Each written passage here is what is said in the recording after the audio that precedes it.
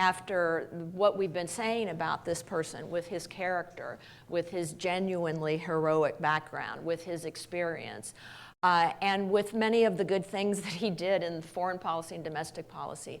Why a one-term president? But he's probably going to go down in history as one of the most effective one-term presidents in the history of the United States.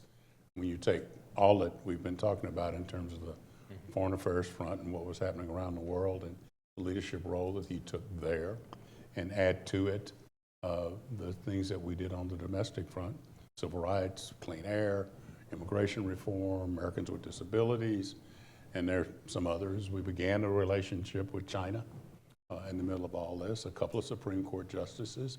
So it was a very, very busy 4 years. You know, we did something as a result of the president having to renege on his original promise of no new taxes. We ultimately made a deal for the benefit, and he stepped up and made the deal for the benefit of the country because he decided that, you know, this is probably going to hurt me, and yeah, I'm going to have to back away from something that I promised throughout the campaign, but it's the right thing to do for the country, which is kind of like the question I think most of us around him always had foremost in our minds when we were representing him and also working for him. What would this guy say? Because we know where he comes from and where his heart is.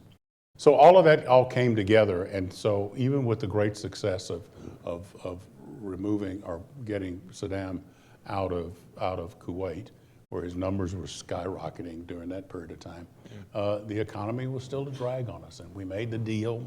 And the deal, fortunately, led to balanced budgets for the next couple of 3 years because we started a process, lingo, pay-go, which means you got to pay for stuff. I mean, that you decide if you're going to do a new program. And we were not 37 trillion in debt. That's right. We weren't 37 in debt.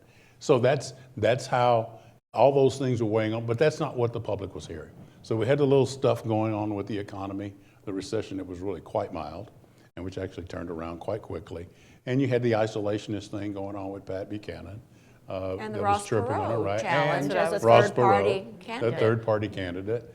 And there were just a lot of things against us and the winds against us. And as a result, we didn't win. You know, I think, too, that there was probably some resistance. We had like now, you know, 12 years of Republican leadership in the White House, and there was a desire to maybe flip the switch on that.